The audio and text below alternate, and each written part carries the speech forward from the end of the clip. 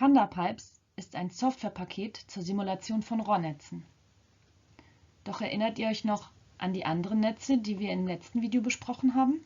Da gibt es Stromnetze, Gasnetze, Wärmenetze und auch in Zukunft Wasserstoffnetze. Was ist, wenn ich euch sage, dass PandaPipes nicht nur Rohrnetze simulieren kann, sondern in der Lage ist, integrierte Energieinfrastrukturen abzubilden? Python-basiert und Open Source. Mehr dazu in einer Übersicht im folgenden Video.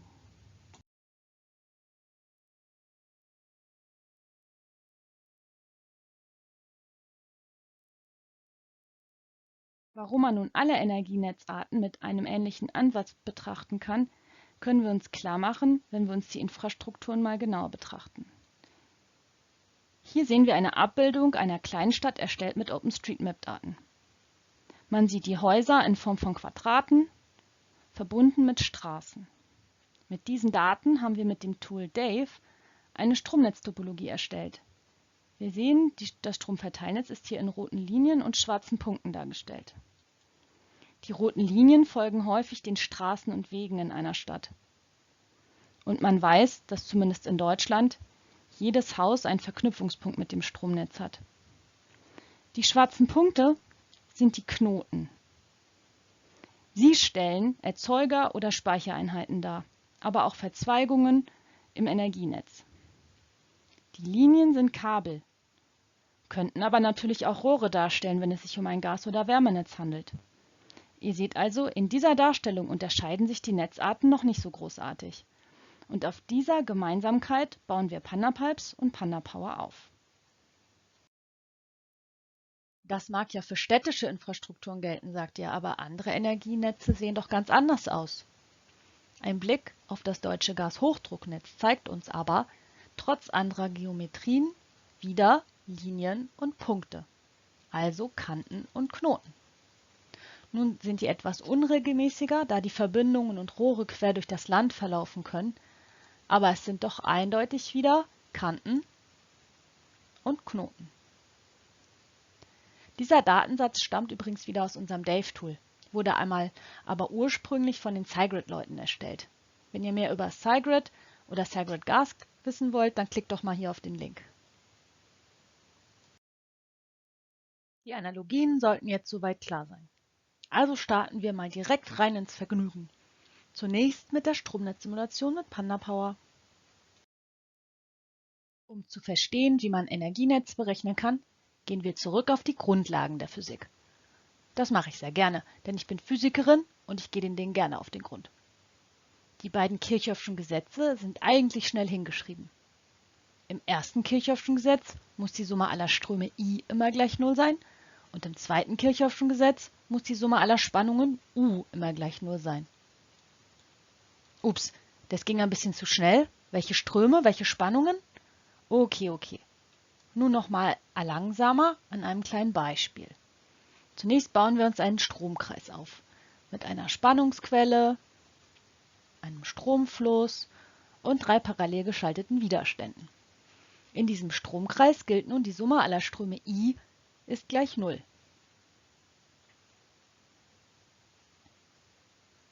Das Ganze wird an einem Knoten betrachtet und heißt deswegen Knotenregel. Nun, auf der anderen Seite bauen wir uns wieder einen Stromkreis mit einer Spannungsquelle, einem Stromfluss und diesmal 3 in Reihe geschalteter Widerstände. Hier gilt 0, dass die Summe aller Spannungen gleich 0 ist.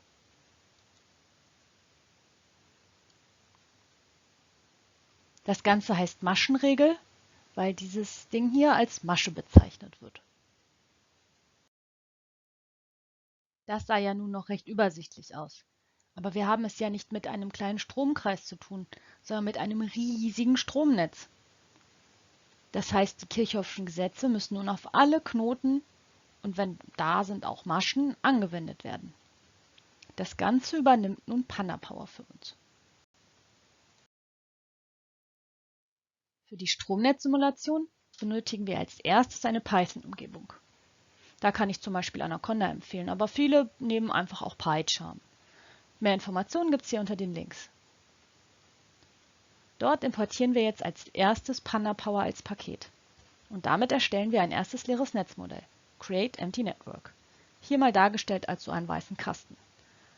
Und dieses Empty Network befüllen wir jetzt mit den ganzen Elementen. Zum Beispiel mit den Knoten. Das sind im Stromnetz Busse. Also erstellen wir sie mit dem Create Bus Befehl. Jedem Bus wird eine Spannungsebene zugewiesen und ein Name. Wir haben hier einen Bus in der Spannungsebene 20 kV und zwei Busse in der 0,4 kV Ebene. Dann erstellen wir noch Knotenelemente, zum Beispiel hier das externe Netz, den Netzverknüpfungspunkt, mit Create External Grid. Das wird an Bus 1 angeschlossen und wird auch einer Spannungsebene zugeordnet. Als nächstes eine Last, ein Verbraucher für den Strom. Das wird an den Bus 3 angeschlossen und bekommt eine Wirkleistung und eine Blindleistung. Als letztes erstellen wir dann die Kantenelemente. Das ist beispielhaft hier ein Transformator. Der wird zwischen Bus 1 und Bus 2 installiert und hat einen bestimmten Typ, aus dem man dann Nennleistung, Kurzschlussspannung und alles Mögliche ablesen kann. Ganz ähnlich erstellen wir eine Leitung mit Create Line. Wieder zwischen zwei Bussen, nämlich Bus 2 und Bus 3, mit einer Länge in Kilometern, einem Namen und wieder einem Leitungs- oder Kabeltyp. In dem Kabeltyp enthalten sind wieder die ganzen Eigenschaften dieser Leitung, nämlich Widerstand, Reaktanz, Kapazität, maximaler thermischer Strom und so weiter. Und schon haben wir unser erstes kleines Mini-Beispiel aufgebaut. So, aber was haben wir jetzt nun gemacht mit unserem Skript? Na, wir haben ein Datenformat für ein Netz erstellt. Dieses Net-Datenformat hat nun besondere Datentabellen für jedes Element. Hier zum Beispiel eine Datentabelle für Busse. Hier sehen wir Bus 1 bis Bus 3. Dann natürlich für das externe Netz eine Tabelle und eine für den Transformator. Dann eine Tabelle für die Leitungen. In dem Fall haben wir ja nur eine Leitung, aber in einem größeren Netz können das natürlich auch mehrere Leitungen sein. Genauso für die Last, in dem Fall nur eine Last, aber bei einem größeren Netz werden hier auch mehrere Lasten abgebildet. Diese Datentabellen sind Pandas-Datentabellen, sogenannte Data Frames. Das Gute an Data Frames ist, dass man wild Zahlen und Text mischen kann, so wie wir das hier gemacht haben, was so ein bisschen anders in einem Array wäre. Aber mit diesen Pandas-Datentabellen haben wir jetzt nun ein Netz beschrieben und können damit in die Netzberechnung gehen. Zur Berechnung des sogenannten Lastflusses nutzt man die Funktion runPP von PandaPower. Die nimmt nun unser ursprüngliches Netzmodell und löst quasi die vielen Kirchhoffschen Gesetze für unser Stromnetz. Der sogenannte Löser stammt aber nicht ursprünglich aus PandaPower, sondern wurde aus PyPower übernommen. Ein anderes Open-Source Python-Projekt. Und dies wiederum stützt sich auf eine Methode aus MudPower. Die Ergebnisse aus PyPower werden dann wieder in unser PandaPower Netzmodell abgelegt. Wie das aussieht, sehen wir jetzt gleich. Hier sehen wir wieder unser kleines Beispielnetz, das wir in PandaPower gebaut haben. Dieses wurde nun mit Hilfe von runPP gelöst. Was wir uns jetzt anschauen können, sind wieder Pandas Data Frames, und zwar für die Ergebnisse. Hier zum Beispiel die Ergebnisse der Busberechnung in einer Tabelle namens Res für Results Bus. Wir sehen für alle drei Busse nun die Spannungen und die Leistungen und Blindleistungen, die berechnet wurden. Die Resultate für das External Grid sehen wir in der zugehörigen Tabelle, und zwar Leistungen und Blindleistungen am externen Netzanschlusspunkt. Genauso für den Transformator. Hier sehen wir auch Leistungen und Blindleistungen und noch vieles mehr, die PandaPower ausgerechnet hat. Genauso für die Kabel.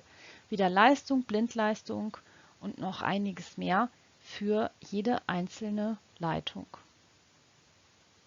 Am Ende dann auch noch die Resultate für die Last, die mit ResLoad abgerufen werden können und in diesem Pandas Data Frame abgelegt wurde. Dort wieder für jede Last nun die Leistung und Blindleistung am Netzanschlusspunkt. Nun haben wir eine Netzberechnung für ein kleines Mini-Beispiel für einen Zeitschritt durchgeführt und können die Ergebnisse ansehen, analysieren und weiterverarbeiten. Stromnetze sehen aber im Allgemeinen viel komplexer aus, wie in diesen Beispielen hier zu sehen sind. Und ein Zeitpunkt ist für eine Netzberechnung häufig nicht aussagekräftig, da sich ja Erzeugung und Verbräuche im Laufe des Jahres zum Beispiel ändern können. Aber all das besprechen wir in einem anderen Video. So, hat euch der Teil zur Stromnetzberechnung gefallen, dann vergesst nicht, das Video zu liken. Und nun geht's gleich weiter mit Panda Pipes.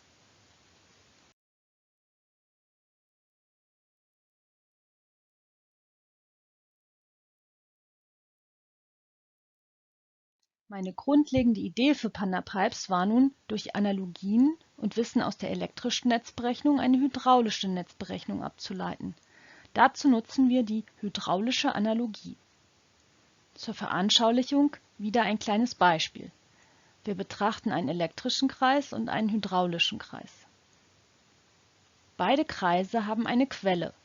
Das ist im Stromkreis die Spannungsquelle und im hydraulischen Kreis zum Beispiel eine Pumpe, die einen Druckunterschied aufbaut. Daraus resultiert im Stromkreis ein Stromfluss und im hydraulischen Kreis ein Massenfluss des Fluids. Beide Kreisläufe haben einen An- und Abschalter. Der heißt Absperrschieber im hydraulischen Kreis. Beide haben auch Widerstände, die den Fluss beeinflussen können. Das sind Stromwiderstände auf der einen Seite oder Drosselventile auf der anderen. Zuletzt hat auch jeder Kreislauf einen Verbraucher. Das kann eine Lampe im Stromkreis sein, aber auch zum Beispiel eine Turbine im hydraulischen Kreis. So mit diesen Analogien ist es nun möglich, auch die Kirchhoffschen Gesetze zu übertragen. Das machen wir jetzt als nächstes. Wir erinnern uns an die Kirchhoffschen Gesetze. Das erste Kirchhoffsche Gesetz sagt, dass an einem Knoten alle Ströme I sich auf Null addieren. Das zweite Kirchhoffsche Gesetz sagt, dass sich in einer Masche alle Spannungen zu Null aufaddieren. Die Analogie bedingt hier nun, dass die Summe aller Ströme, im hydraulischen Fall nun der Massenströme, sich ebenfalls zu Null aufaddiert. Das bedeutet, an jedem Knoten besteht eine Massenerhaltung. Auf der anderen Seite übertragen wir die Summe aller Spannungen durch die Summe aller Druckunterschiede, die sich hier auch auf Null addieren muss. Und auch hier gilt, dass die, nennen wir sie mal, hydraulischen Kirchhoff-Gesetze sich auch wieder auf alle Knoten und Kanten im gesamten Rohrnetz anwenden lassen müssen. Dies führt wiederum zu einem ähnlichen Problem wie das im Stromnetz. Und darum kann es auch analog gelöst werden. Doch zunächst bauen wir wieder, wie eben für das Stromnetz, ein kleines Mini-Beispiel für ein Rohrnetz in Panda Pipes auf. Dazu schauen wir wieder in unsere Python-Umgebung. Dort importieren wir diesmal Panda Pipes und erstellen ein leeres Netzmodell, diesmal für ein Rohrnetz, mit Create Empty Network. Hier definieren wir jetzt noch das Fluid, das wir durch das Rohrnetz laufen lassen wollen, in dem Fall ein L-Gas. So, nun kommt wieder ein Knoten. In dem Fall nennen wir sie Junction und darum heißt der Befehl Create Junction. Diesmal werden wieder 3 Knoten definiert und dazugehörige Parameter festgelegt, zum Beispiel in dem Fall der Druck und die Temperatur des Fluids. Als nächstes erstellen wir wieder die Knotenelemente. Äquivalent zum Stromnetz gibt es hier einen Netzverknüpfungspunkt, ein External Grid, doch diesmal nicht mit einer Spannung, sondern mit einem Druck. Und wir erstellen auch wieder einen Verbraucher, einen Sink, in dem Fall mit Create Sink. Dort wird jetzt diesmal ein Massenfluss festgelegt. Und als letztes kommen wieder die Kantenelemente. Das ist hier zum Beispiel ein Rohr mit Create Pipe. Und dort werden Parameter wieder festgelegt, und zwar von welchem Knoten zu welchem Knoten das Rohr verlegt wird, wie lang es ist, welches Durchmesser er hat und so weiter. Und als letztes kommt dann noch ein Ventil mit Create Valve. Dort wird wieder festgelegt, von welchem Knoten zu welchem Knoten dies verläuft, was es für einen Durchmesser hat, ob es offen ist oder geschlossen und der Name für das Ventil. Und schon haben wir äquivalent wie in PandaPower in PandaPipes ein kleines Rohrnetzmodell gebaut. Und genau wie in PandaPower haben wir so mit PandaPipes ein Netzmodell mit Elementen und deren Parametern definiert. Die Elemente und ihre Parameter werden wieder in Pandas Data Frames abgelegt und dem Netz zugeordnet. Diesmal eben nur für die Junctions, dem External Grid, den Pipes, den Valves und den Sinks. Äquivalent zum Powerflow gibt es in PandaPipes einen Pipeflow, der ganz ähnlich gelöst wird. Hier mal ein Beispiel der zu lösenden Jacobi-Matrix. Gelöst wird diese wie im Stromnetz mit dem sogenannten Newton-Raphson-Verfahren. Und die berechneten Ergebnisse werden dann auch wieder in Pandas Data Frames abgespeichert. Resultate für die Knoten, dem externen Netz, den Rohren, den Ventilen und den Senken bedingen hier hauptsächlich Drücke, Temperaturen und Fließgeschwindigkeiten. Diese können nun wieder für jedes Element ausgewertet und weiterverarbeitet werden. Kam euch das jetzt alles schon bekannt vor? Sehr gut, denn genau so war es nämlich auch angedacht.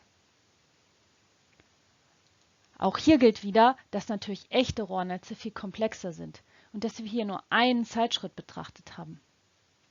Aber auch dazu später mehr in anderen Videos. Zu allerletzt werden wir nun noch einen Blick auf eine gekoppelte oder integrierte Simulation werfen. Das hatte ich euch ja quasi versprochen. Haben wir nun in PandaPower ein oder mehrere Stromnetze definiert und in PandaPipes ein oder mehrere Gas- oder Wärmenetze, können wir diese auch gemeinsam simulieren. Dazu gibt es das Modul Multinet. Dieses findet ihr auch in PandaPipes. Hier können wir einen leeren Multinet-Behälter erzeugen.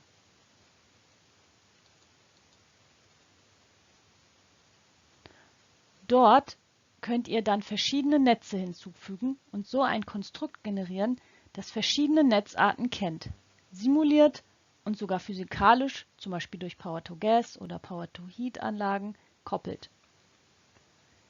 Ging euch das jetzt ein wenig zu schnell? Kein Problem. Videos mit mehr Details werden folgen. Das war's erstmal mit der Vision und der Vorstellung von PandaPipes und mit diesem Video von den integrierten Energieinfrastrukturen. Habt ihr Fragen oder Anmerkungen? Schreibt diese gerne in die Kommentare.